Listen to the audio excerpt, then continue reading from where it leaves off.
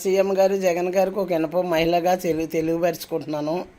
మా గాజువాక టిక్కెట్ ఎట్టి పరిస్థితిలో కూడా మాకు గెలిపించుకోవాలన్న గట్టి పట్టుదలతోటి గట్టిగా మేము ఆలోచించి నిర్ణయం, మహిళలే కాదు, పెన్షన్ వాళ్ళే కాదు, మాకు ఇల్లు ఇచ్చిన గృహాలు ఇచ్చిన వాళ్ళే కాదు, అందరం కూడా నిజంగా మేము జగన్ గారు సీఎం కావాలి, మా గాజువాక ఎమ్మెల్యే గారు గెలిపించుకోవాలన్న కోరికతో ఉన్నామండి.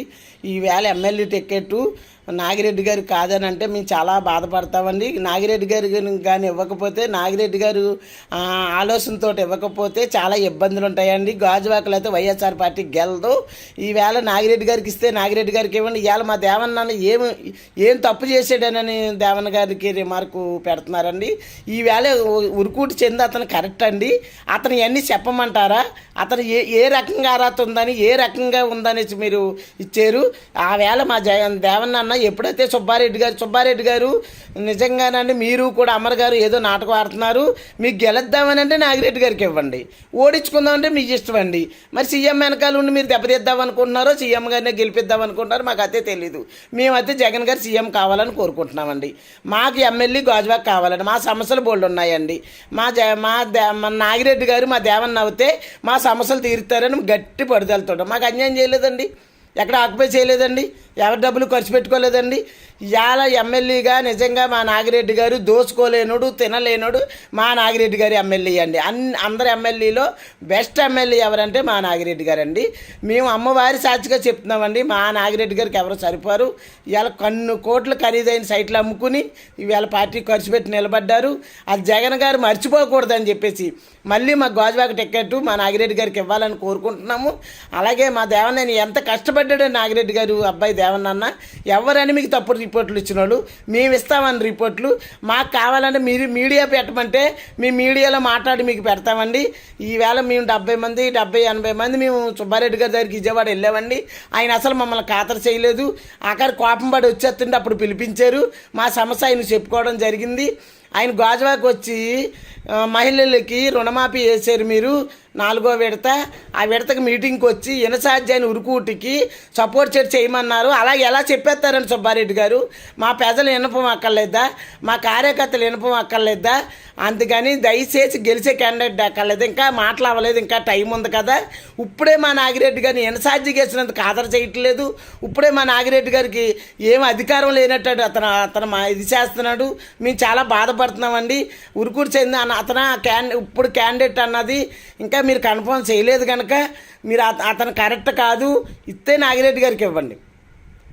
నాగిరెడ్డి గారు ఏం తప్పు చేశారని సీఎం గారు నిజంగా కోరుకుంటున్నాను. మీకు సీటు గెలాలి అంటే మా నాగిరెడ్డి గారికి సీట్ ఇవ్వండి. మా నాగిరెడ్డి గారు ఎవరికి చెప్పారు వాళ్ళకి సీట్ ఇవ్వండి, గెలిపించి మేము పంపిస్తాము. అలాగే ఇవాళ బొత్స గారికి ఇచ్చారంటే బొత్స ఝాన్సీ అండి, మీ సంతోషంగా మంచి క్యాండిడేట్కి ఎంపీ సీట్ ఇచ్చారు, మేము గెలిపించుకుంటామండి. ఈవేళ ఈ 2 సీట్లు గెలిపించి ఇచ్చే బాధ్యత ఒక మహిళలుగా మీకు చెప్పుకున్నాం. ఒక ఇతంతు మహిళగా మీ పెన్షన్లు తింటున్నాను, మీ ఆసరా ఇవన్నీ ఆసరా డబ్బులు తింటున్నాను, రాజీ గృహం ఇల్లు వచ్చి అన్ని రకాలుగా మేము మాట్లాడుకుంటున్నాము. మీ ఎవరికైతే ఓట్లు వేయాలని, నిజంగా మీకు వేయాలని, మా సీఎంని గెలిపించుకోవాలని గట్టి పడుదలతో ఉన్నాం. సీటు మాత్రం ఇప్పుడు మాత్రం ఉరుకూటు అది రామచంద్ర కరెక్ట్ కాదు. నన్ను ఎలాగ నా మీద కక్ష పెట్టుకుంటే పెట్టుకోనని నేను దేనికన్నా రెడీయే. నేను ఎందుకంటారు కార్పొరేటర్గా కూడా నేను చాలా టార్చులు పడ్డానండి 70వ వార్డులోని. అదే ఆ క్యాండిడేట్ వార్డులోని, ఆ ఇన్ఛార్జి వార్డులోని నేను 70వ వార్డులో ఉన్నాను. నన్ను చాలా ఇబ్బందులు పెట్టారు. అందుకని ఏ రకంగా ఇవ్వాలి ఇంత ఇబ్బందులు పెడతారు, పొద్దున్న ఎమ్మెల్యేగా ఎన్ని ఇబ్బందులు పెడతాడని చెప్పేసి ప్రజలందరూ కూడా బాధపడుతున్నారు. నేను ప్రజలకు తెలియపరుస్తున్నాను.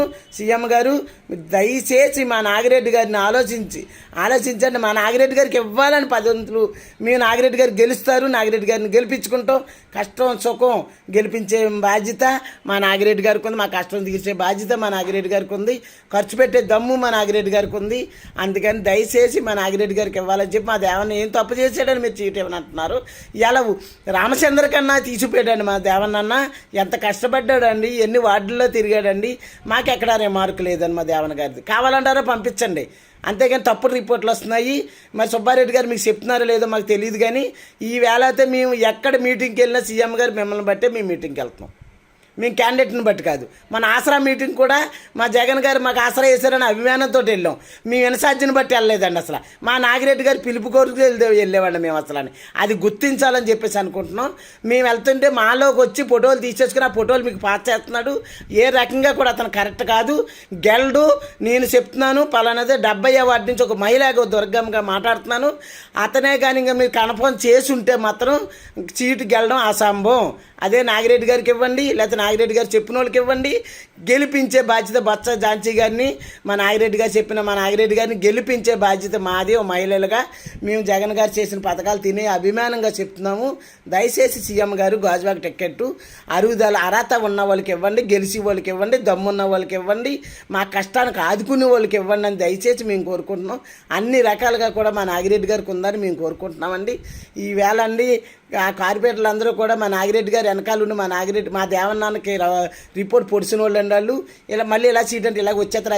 అవన్నీ ఉట్టు మాటలు అవన్నీ పట్టించుకోవద్దు. అంతేగాని అతను ఆ అబ్బాయి ఏ రకంగా ఎమ్మెల్యే కార్పొరేటర్కి అర్హత లేదండి, ఎమ్మెల్యేకి ఏ అర్హతగా ఉందని మీరు ఇలా చేస్తున్నారు.